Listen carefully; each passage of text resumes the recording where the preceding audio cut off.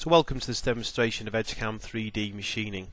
Edgecam provides a complete mould and die solution for generating high quality toolpaths that will meet your demands. Today what I'd like to do is to demonstrate to you only a handful of Edgecam's powerful 3D milling cycles suitable for complex parts such as freeform shapes, 3D dies and moulds. Although the component that you're currently viewing on the screen isn't exactly like yours, you'll soon begin to appreciate that Edgecam's machining commands are both powerful and flexible enough to adapt to any component from any industry, be it mould and die makers, pattern makers, prototypers or press tool makers.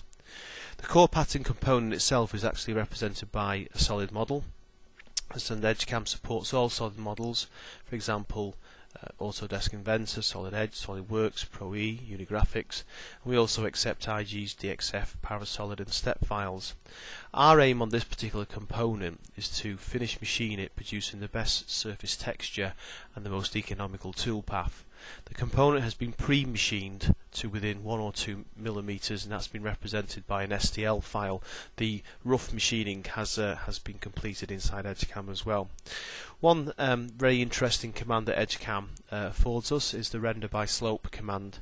Render by slope will now color code this component, showing me the slope on this component. So the white area is showing me 0 degrees angle, and as the slope begins to increase, whether it be a negative draft or a positive draft, Edgecam will colour code that, and it gives me the feeling of what sort of cycles I can actually use on this particular part. So the white area is flat, and what I'll do is begin by using a Flatland finishing operation. This cycle is suitable to both solids, as we have here, or prismatic parts. And what it will do is it will cover all the planes with a toolpath strategy that can either be concentric, could be laid, so it could just be one single finish path. Like all Edgecam cycles, it's gouge protected, so the neighbouring 3D sidewall is not going to be machined. So we'll just turn off the rendering, and we'll ask Edgecam to produce a Flatland operation. Notice how it very clearly says on the prompt, digitize our geometry. Simply digitize a solid model. Now we move through to the dialog area, where we begin to answer a number of questions about how to actually perform our machining. Notice how we have context sensitive help on our intuitive dialog area, and when we look at our depth parameters, these depths are associative to the solid model. So if this solid model begins to alter in shape or size or form, the toolpath will automatically adjust, therefore alleviating the need for any more manual intervention. So if I answer OK, Edgecam will, as you can see here, clearly place the toolpath down on the whole of the component, avoiding the 3D area.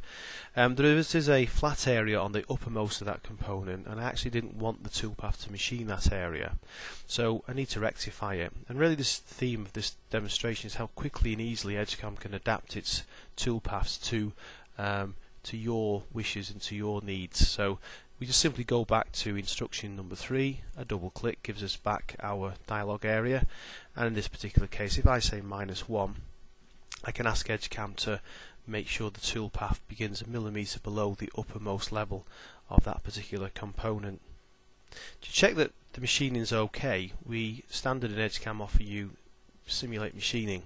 This is a standard, as I said, within Edgecam that now will allow us to see the toolpath, the jigs, the fixtures, and indeed the whole kinematic model of this particular component. And so what I'll just simply ask Edgecam to do is to produce toolpath on that particular part there, as we can see. Now that has covered the majority of the flat area, which is exactly what we wanted, but the tool is too large to fit into some of the areas on this component. And to try and demonstrate that to you, again, standard within this package is a view comparison, and this will now color code this particular part to show me areas where that tool couldn't get to. And what we see here is anywhere that is green is finished, anywhere that's darker than green, obviously the blue area, is now indicating to me that there is a leftover material. I'm going to change my view to the top view so you can see that a little bit more clearly. So in top elevation, what you can see is a number of leftover areas here, and I need these areas to be taken away by a second smaller diameter bullnose cutter and another Flatland command. Let's return back to Edgecam and see how easily that can be produced.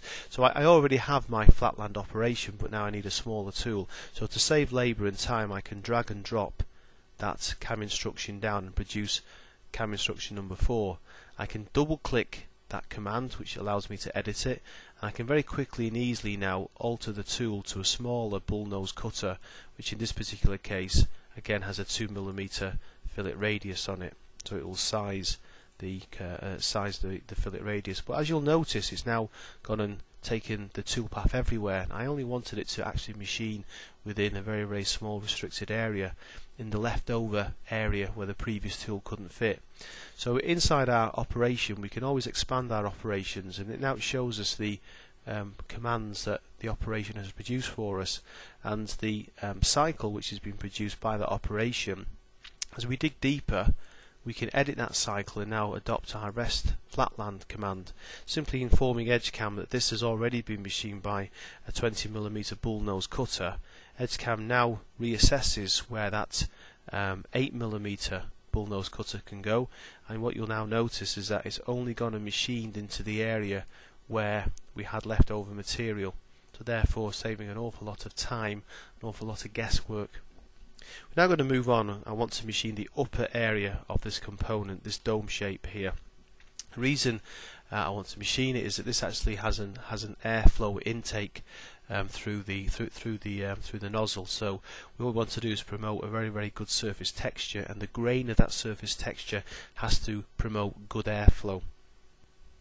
So a perfect solution for this in Edgecam is our project circular pattern command, and this, as we can see here, has a number of parameters that allows us to work the toolpath around in a circular pattern, whether it be concentric, spiral or radial. With all Edgecam cycles you've got online and context sensitive help. So if we're unsure as to exactly how to drive this cycle, what do you mean by radial, what do you mean by concentric, we can see that at your fingertips you can drive the cycle and understand intimately how this particular command is actually working. So we set our cycle up, and what you'll begin to notice is there is a common theme, a common language throughout Edgecam. Lead parameters, link parameters, depth parameters, they're all standard throughout Edgecam. Whether I open a project cycle, a profiling cycle, a pencil mill cycle, you'll see these parameters being reused time and time again, and therefore it makes it a lot easier for our users to quickly learn the system and reap the benefits of the system as fast as possible. So again, on the screen, Edgecam will ask me to begin to digitize entities throughout the component. I'm going to adopt an arcing strategy, and again straight away you can see that we've got that toolpath laid very, very nicely in a arc type strategy. That's exactly what I wanted to do, because the grain of the cut has to promote airflow through that particular nozzle area there. Next area that we wish to machine is the 3D sidewall, but I only want to machine the lower portion, this portion of the 3D sidewall.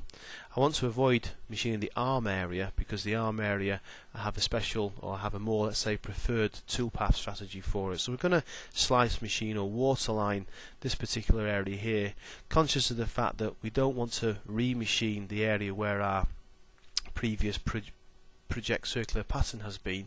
We want to just simply clip that toolpath down into this particular region here. So we're going to do that using our profiling cycle. So let's go for our profiling cycle. This is a cycle that's standard throughout Edgecam.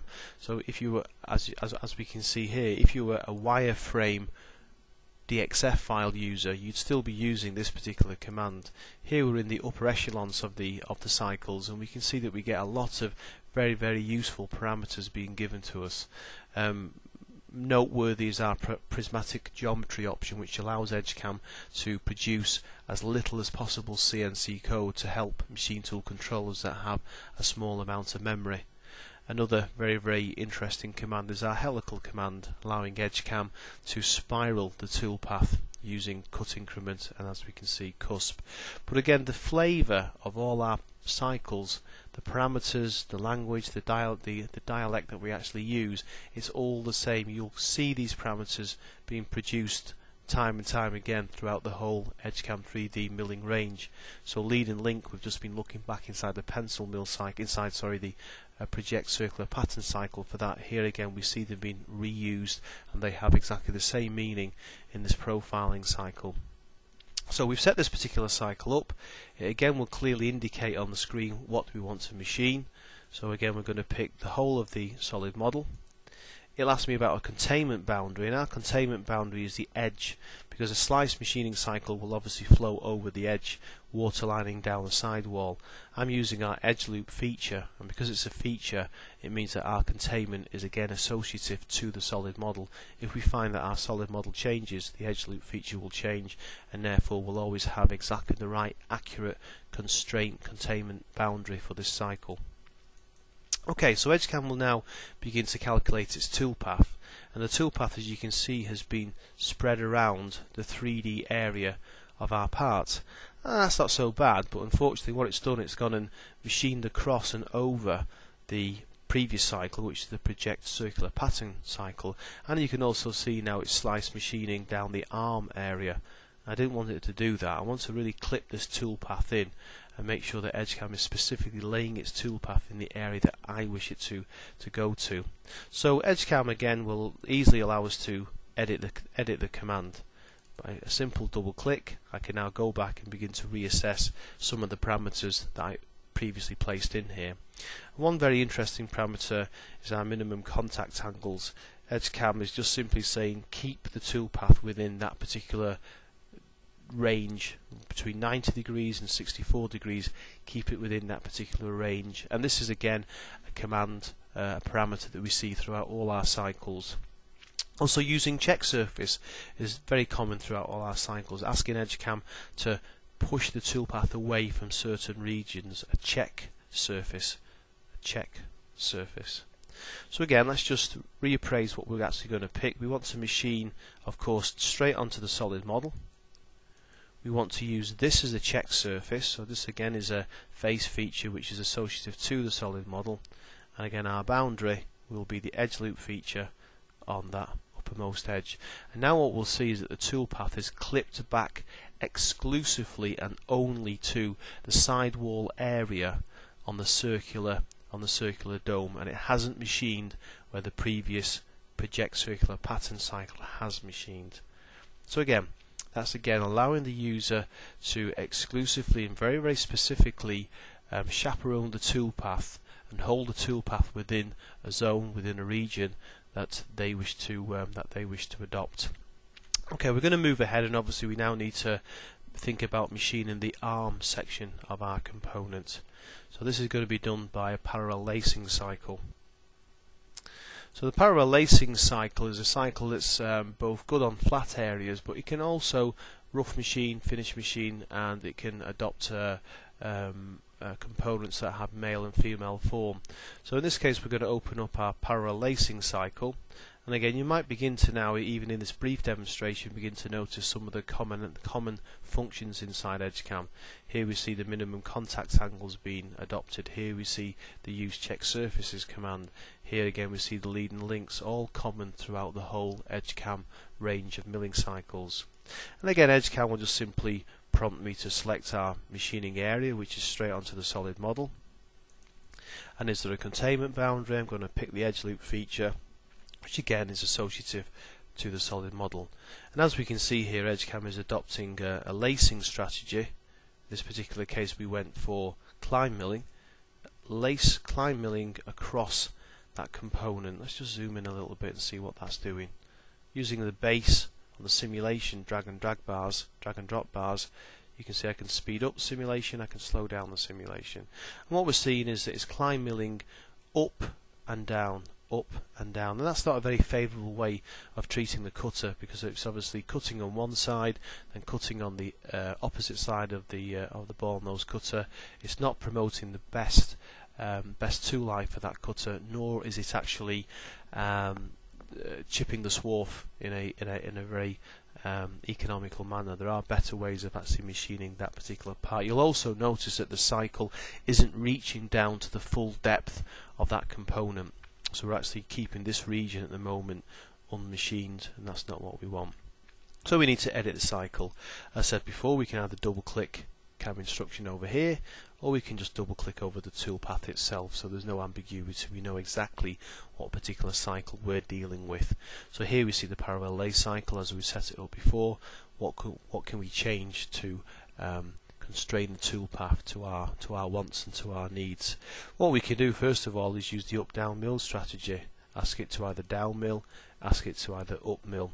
And again, as you can see on the bottom right hand corner, we've got full help on this particular area. So if we're in any doubt as to how these angles work or what we mean by up mill and down mill, we can see here a very, very clear illustration as to how the operation of that particular parameter has been designed.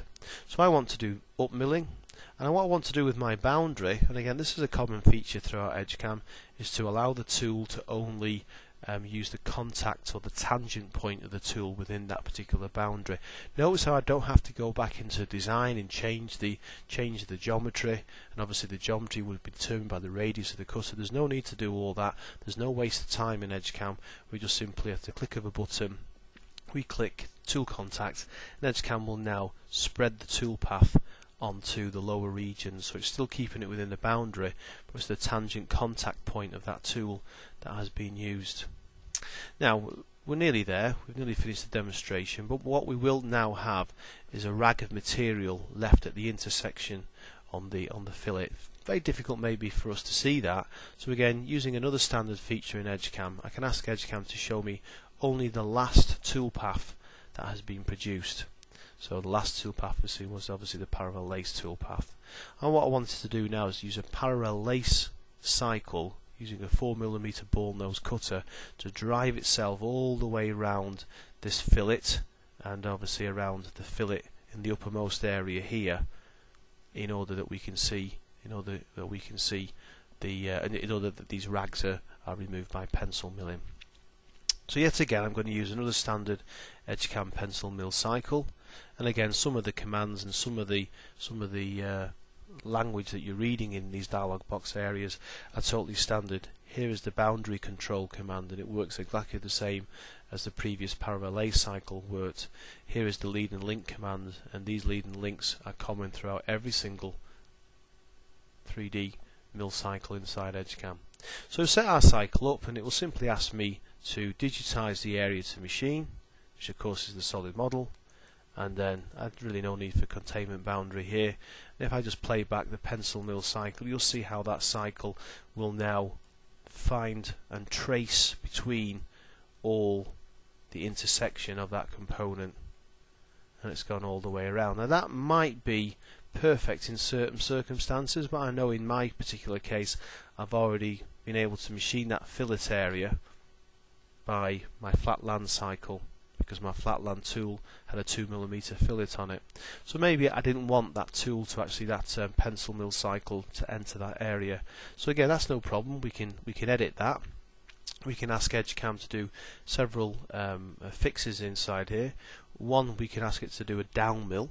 We saw up mill, down mill in parallel lace. We have the same functionality inside pencil mill, and also we have a clip to depth command inside the depth parameters, which just simply meaning between -10 and -20, Edgecam must only place the toolpath.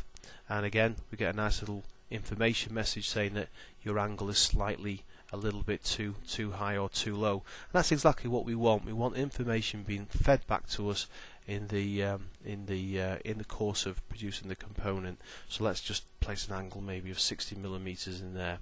So there we have the toolpath now clipped to within that particular area. It's not gone all the way around, it's only removing the rag of material that would have been left inside that region there. So we want to now go ahead and check the component. In the ideal world, in the real world rather, we would have been checking the component using Machine Simulator at every single stage, accurately checking and accurately assessing, do we have the right sort of toolpath.